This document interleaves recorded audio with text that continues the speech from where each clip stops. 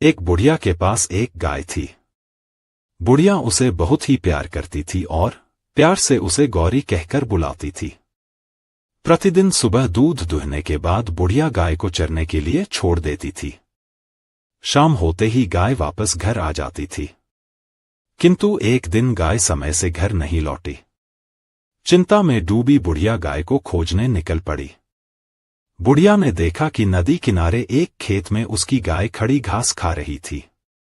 वह पास गई और बोली, गौरी घर चलो ना। वह चुपचाप खड़ी रही। बुढ़िया के बार बार कहने पर बोली, मैं नहीं चलूंगी, क्या करूंगी घर जाकर। बुढ़िया ने उसे बहुत समझाने की कोशिश की, पर गाय नहीं मानी। बुढ़िया की समझ में नहीं आ रहा था कि वह क्या करे। उदास मन से बुढ़िया वापस लौटने लगी। तभी उसे वहां एक कुत्ता खड़ा दिखा। वह कुत्ते से बोली, तुम तो आदमी की बहुत सेवा करते हो, मेरा भी एक काम कर दो। मेरी गाय घर नहीं आ रही है, तुम इसे काट लो, मैं इसका दूध तुम्हें भी दूंगी। कुत्ता बोला, नहीं, बिल्कुल नहीं, मैं नहीं काटूंगा। जब गाय ने मुझे कुछ नहीं कहा तो मैं बिना बात उसे क्यों काटूं? कुत्ते के मना करने के बाद अब बुढ़िया सोच रही थी कि क्या करे। थोड़ा आगे जाने पर उसे पेड़ के नीचे एक लकड़ी का डंडा दिखाई दिया। वह डंडे के पास जाकर बोल, डंडे तुम मेरा एक काम कर दो, एक कुत्ते को मारो, वो मेरी गाय को नहीं काटता है। डंडे ने कहा, तो मैं क्या करूं? मैं नहीं मारूंगा, मैं बिना वजह किसी को नहीं मारता। तुम किसी और से कहो। दुखी मन से बुढ़िया आगे जाने को थी, तभी उसे आग दिखी। बुढ़िया ने वहां जाकर आग से कहा, कृपया तुम मेरा एक काम कर दो, तुम इस डंडे को जला दो, क्योंकि डंडा कुत्ते को नहीं मार रहा, जिससे कुत्ता मेरे गाय को नहीं काट रहा है। इसी वजह से मेरी गाय घर नहीं जा रही है और मुझे दूध नहीं मिल रहा है। आग ने भी डंडे को जलाने से साफ इनकार कर दिया।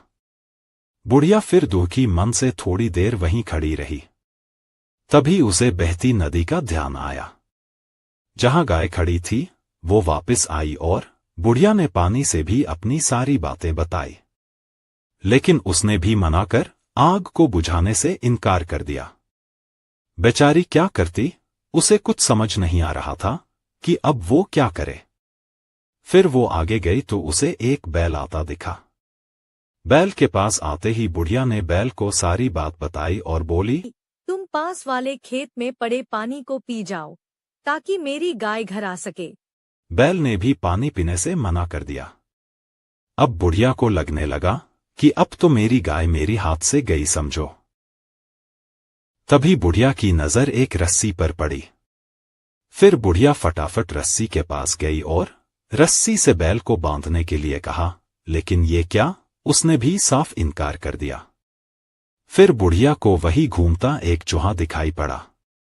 बुढ़िया के मदद मांगने पर उसने भी रस्सी को कुतरने के लिए साफ इनकार कर दिया। अब तो बुढ़िया का गुस्सा सातवें आसमान पर था। अब वो सोच रही थी कि उसे गांव वालों को ही लाना पड़ेगा, ताकि वो जबरदस्ती गाय को उसके घर ले जा सके। वो अब घर जाने का सोच ही रही थी। तभी अंत में बुढ़िया को बिल्ली मौसी दिखाई दी। बुढ़िया ने बिल्ली को अपनी सारी बातें बताई और अपनी मदद करने के लिए मनाया। बुढ़िया बोली, मेरा घर गाय का दूध बेचकर ही चलता है, अगर गाय घर नहीं गई तो मैं क्या करूंगी। बिल्ली बुढ़िया की बात सुनकर पिघल गई और बोली, ठीक है, मैं चूहे को खाने के लिए तैयार हूँ, लेकिन मुझे चूहे को खाने के बदले क्या मिलेगा। बुढ़िया ने कहा, मैं तुम्हें चूहे को खाने के बदले एक कटोरी दूध दूंगी, और तुम चाहो तो तुम रोज मेरे घर आ सकती हो, मैं तुम्हें रोज दूध दे दिया करूंगी। बिल्ली मान गई।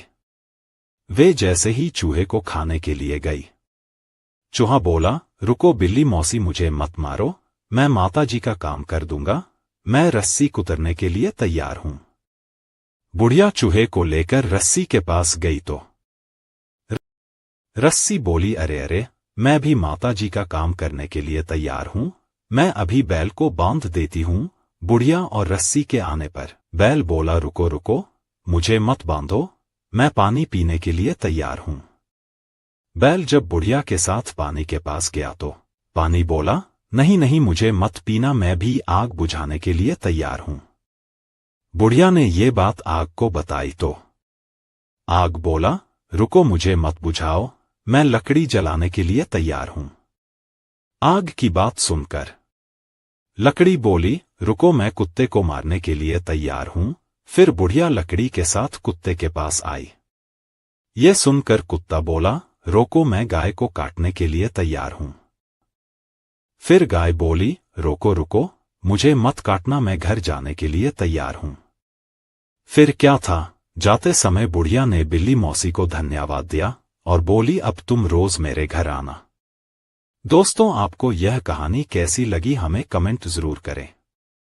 अगर कहानी अच्छी लगी हो तो इसे लाइक करें, शेयर करें और चैनल को सब्सक्राइब जरूर करें। धन्यवाद। आइए सुनते हैं अगली कहानी। एक जंगल में एक साथ बहुत सारे पेड़ थे। इन पर बहुत से पक्षी एक साथ रहा करते थे। एक दिन एक बूढ़ा गिद्ध वहां आया और पक्षियों से बोला कि क्या मैं आप सबके साथ रह सकता हूँ? क्योंकि अब मैं बहुत बूढ़ा हो गया हूँ, इसलिए अब मेरा परिवार मुझे अपने साथ नहीं रखता। मैं वायदा करता हूँ कि मैं यहाँ रहकर आप सबके बच्चों की रक्षा करूंगा। मेरे रहते कोई भी जानवर आपको और आपके बच्चों को छू भी नहीं सकता। ये सुनकर सभी पक्षियों ने आपस में बातचीत करके और बूढ़े गिद्ध की आयु को देखते हुए गिद्ध को वहां रहने की इजाजत दे दी। वे अपने हिस्से के भोजन में से भी कुछ भोजन उसे खाने को दे देते, ताकि गिद्ध को खाना लेने के लिए कहीं बाहर ना जाना पड़े। अपनी इतनी सेवा होते देखकर बूढ़े गिद्ध को बहुत अच्छा लगता था। वह मन ही मन सोचता, ये पक्षी कितने दयालु हैं, मेरा कितना ध्यान रखते हैं। अतः जब वे अपने बच्चों के लिए भोजन की तलाश में जाया करेंगे तो मैं पीछे से इनके बच्चों की रक्षा किया करूंगा और इनके साथ खेलूंगा भी। उस दिन के बाद से गिद्ध ने उनके बच्चों की रक्षा करनी शुरू कर दी। सभी मिलकर हंसी खुशी रहने लगे। गिद्ध को ऐसा लगता जैसे ये उसका ही परिवार है। छोटे छोटे बच्चों के साथ खेलकर गिद्ध को बड़ा अच्छा लगता। गिद्ध उन्हें उड़ना भी सिखाता था। बच्चे सारा दिन गिद्ध के आसपास ही रहते। गिद्ध को बच्चों के साथ खेलता देखकर सभी पक्षी भी बहुत खुश होते। अब उन्हें अपने बच्चों की चिंता भी नहीं होती थी, क्योंकि उनके बाहर जाने पर गिद्ध उनका बहुत ध्यान रखता था। एक बार की बात है, एक दिन एक बिल्ली वहां से गुजरी। उसने उस पेड़ पर नन्हे पक्षियों के चहचहाने की आवाजें सुनी।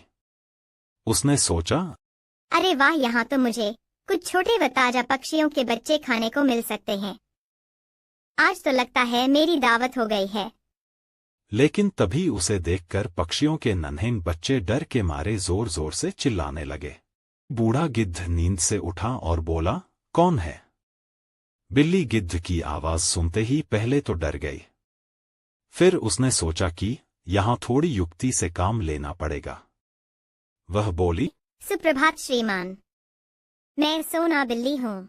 बूढ़ा गिद्ध बोला, तुम यहाँ क्यों आई हो? यहाँ छोटे छोटे बच्चे रहते हैं, वो तुम्हें देखकर डरते हैं, इसलिए यहाँ से चली जाओ, वरना मैं तुम्हें खा जाऊंगा। बिल्ली बहुत चालाक थी। वह फिर बोली, श्रीमान, मैं कुछ कहना चाहती हूँ, उसे सुन लें, फिर उसके बाद चाहे तो मुझे खा लेना। सोना बिल्ली की बात सुनकर गिद्ध थोड़ा शांत हो गया। गिद्ध ने सोचा, क्यों न एक बार सोना बिल्ली की बात सुन ली जाए। उसकी बात सुनकर ही कोई फैसला लेना चाहिए। ये सोचकर गिद्ध बोला, ठीक है, बोलो क्या कहना चाहती हो तुम? सोना बिल्ली बोली, श्रीमान, मैं गंगा नदी के तट पर रहती हूँ। मैं बहुत ही धार्मिक विचार रखती हूँ। मैं गंगा नदी में स्नान करके आपका आशीर्वाद लेने आई हूँ, क्योंकि आप मुझसे बहुत बड़े हैं और कहते हैं कि बड़ों का आशीर्वाद लो तो जिंदगी में कोई मुश्किल नहीं होती। गिद्ध बोला, वो तो ठीक है, पर मैं तुम पर कैसे विश्वास करूं? तुम मांस खाने वाली प्राणी हो और यहाँ नन्हे नन्हे पक्षी रहते हैं, इसलिए जाओ, भाग जाओ तुम यहाँ से। बिल्ली ने उत्तर दिया, श्रीमान, मेरा विश्वास कीजिए, मैंने जानवरों का मांस खाना छोड़ दिया है। मेरा घर गंगा नदी के किनारे है और वहाँ चारों ओर हरियाली है और ढेर सारी हरी वनस्पति है। मैं केवल हरी सब्जियां और फल खाकर ही अपना पेट भरती हूँ। बस मैं तो यहाँ कुछ दिन के लिए घूमने आई हूँ। कृपया मुझे कुछ दिन के लिए यहाँ रहने की इजाजत दे, ताकि कुछ दिन मैं आप जैसे अनुभवी जीव के पास रहकर कुछ सीख सकूं। सोना बिल्ली इसी तरह काफी देर तक गिद्ध से चिकनी चुपड़ी बातें करती रही। आखिरकार बूढ़ा गिद्ध उसकी बातों में आ गया। उसने उस पर दया खाकर वहां रहने की इजाजत दे दी। कुछ दिन तो सब कुछ सही सलामत चलता रहा। बिल्ली काफी देर तक गिद्ध के पास बैठकर उनके उपदेश सुनती। बिल्ली सबके सामने तो अच्छा होने का नाटक करती, किंतु बिल्ली अपने ऊपर ज्यादा दिन तक काबू नहीं रख सकी। अतः उसने प्रतिदिन एक के बाद एक करके नन्हे पक्षियों को खाना शुरू कर दिया। जैसे ही पक्षी खाना लेने और बूढ़ा गिद्ध आराम करने जाता, चिड़िया रोज एक बच्चे को खा लेती। बूढ़े गिद्ध को इसका पता नहीं चला। बहुत जल्दी पक्षियों ने देखा कि उनके नन्हे बच्चों की संख्या कम होती जा रही है। उन्हें चिंता सताने लगी। एक चिड़िया दूसरे से बोली, बहन, अभी तो हमारे बच्चे अच्छे से उड़ना भी नहीं सीखे हैं, ऐसे में वो ज्यादा दूर तक नहीं उड़ सकते। ये सोचकर वे उन्हें यहाँ वहां ढूंढने लगे। चालाक बिल्ली ने इस स्थिति को भांप लिया और सोचा कि अब वह पकड़ी जा सकती है, इसलिए वह वहां से चुपचाप भाग निकली। अपने बच्चों को ढूंढते हुए जब पक्षी बूढ़े गिद्ध के घोंसले के पास पहुंचे तो उन्होंने वहां अपने बच्चों की हड्डियां पड़ी हुई देखी। उन्होंने सोचा, इस बूढ़े गिद्ध ने ही हमारे बच्चों को मारा है। अतः वे गुस्से से भर गए और उन सब ने मिलकर बूढ़े गिद्ध को मार डाला। बेचारे मासूम गिद्ध को अनजान बिल्ली पर विश्वास करके अपने प्राणों से हाथ धोना पड़ा। इसलिए कभी किसी अनजान पर भरोसा करने से पहले उसकी अच्छे से परख कर लेनी चाहिए। दोस्तों, कहानी अच्छी लगी हो तो इसे लाइक करें, शेयर करें और चैनल को सब्सक्राइब जरूर करें। धन्यवाद। आइए सुनते हैं अगली कहानी। एक बार की बात है, शेर ने सोचा जैसे हर राजा का एक चतुर मंत्री होता है, क्यों ना मैं भी अपना एक मंत्री बनाऊं जो जंगल का नया नेता बनेगा और कोई भी निर्णय लेने में मेरी मदद करेगा। ये सोचकर एक दिन उसने सब जानवरों को जंगल के बीचों बीच बने एक पेड़ के नीचे बुलाया, क्योंकि शेर की सारी सभाएं इसी पेड़ के नीचे होती थी। सबके आने के बाद शेर बोला, दोस्तों, मुझे एक चतुर मंत्री की जरूरत है जो आपका नया नेता होगा। इसके लिए ही आप सब यहाँ बुलाया है। इसके लिए आज आप सबके बीच एक प्रतियोगिता होगी। ये सुनकर सभी जानवरों में खलबली मच गई। हाथी से लेकर लोमड़ी तक सब सोच रहे थे कि कैसे वे इस प्रतियोगिता को जीत सकते हैं। मंगलू बंदर भी इस प्रतियोगिता में हिस्सा लेने की सोच रहा था, लेकिन उसकी चालाकी कुछ अलग ही थी। शेरो सिंह ने गर्जना करते हुए कहा, इस पेड़ के सबसे ऊंचे फल को जो भी जानवर तोड़ेगा और मुझे लाकर देगा, वही जंगल का नया नेता बनेगा। ये सुनकर हाथी ने पास खड़ी लोमड़ी से कहा, अरे, यह तो मेरे बाएं हाथ का खेल है, इसमें तो मैं ही जीतूंगा। तुम हार ही मान लो तो ही अच्छा है, तुमको तो अभी से ही मुझे नेता मान ही लेना चाहिए। ये कहते हुए हाथी ने अपनी सूंड उठाई, लेकिन जब उसने फल तोड़ने की कोशिश, वह बहुत ऊंचाई पर था। हाथी निराश होकर बोला, अरे, यह फल तो बहुत ऊपर है। हाथी की बात सुनकर लोमड़ी तपाक से बोली, अरे अरे हाथी भाई, थोड़ा रुको, थोड़ा सब्र करो, अभी मेरी बारी बाकी है। जंगल में सब जानते हैं कि मैं कितनी ऊंची और तेज छलांग लगा सकती हूँ। अब तुम थोड़ा आराम करो और मेरा कमाल देखो। ये कहकर लोमड़ी ने अपनी चालाकी दिखाने की कोशिश की, लेकिन वह भी पेड़ के ऊंचे हिस्से तक नहीं पहुंच पाई। उसने चिढ़ते हुए कहा, तुम सही कह रहे थे हाथी भाई, ये पेड़ कुछ ज्यादा ही ऊंचा है। जब तुम और मैं यहाँ तक नहीं पहुँच पाए तो कोई और तो इस बारे में सोच भी नहीं सकता। ये कहकर लोमड़ी भी पीछे हट गई। अब बारी थी मंगलू बंदर की। वह हंसते हुए पेड़ के पास आया और चारों ओर देखने लगा। उसने पेड़ की जड़ में एक बड़ा सा फल देखा और बोला, अरे ये क्या, यहाँ तो एक फल गिरा हुआ है। मंगलू ने वह फल उठाया और शेरू सिंह के सामने लाकर बोला, महाराज ये रहा वह फल। शेरू सिंह ने हैरानी से पूछा, मंगलू तुमने ये कैसे किया? मंगलू ने मुस्कुराते हुए जवाब दिया, महाराज सबने ऊंचाई पर ध्यान दिया लेकिन किसी ने नीचे देखा ही नहीं। मैंने सबसे पहले नीचे की ओर देखा, क्योंकि जो चीज सबकी नजर से छिपी रहती है वही असली खजाना होती है। शेरू सिंह और बाकी जानवरों ने मंगलू की चतुराई की सराहना की और उसे जंगल का नया नेता घोषित कर दिया। इस कहानी से हमें यह सीख मिलती है कि सिर्फ ताकत और ऊंचाई ही नहीं, बल्कि चतुराई और सही समय पर सही निर्णय लेना भी सफलता की कुंजी होती है। हमेशा बड़ी चीजों के पीछे भागने के बजाय छोटी छोटी बातों पर भी ध्यान देना चाहिए। दोस्तों, कहानी आपको कैसी लगी कमेंट करके जरूर बताएं और इसे लाइक, शेयर और सब्सक्राइब जरूर करें। धन्यवाद।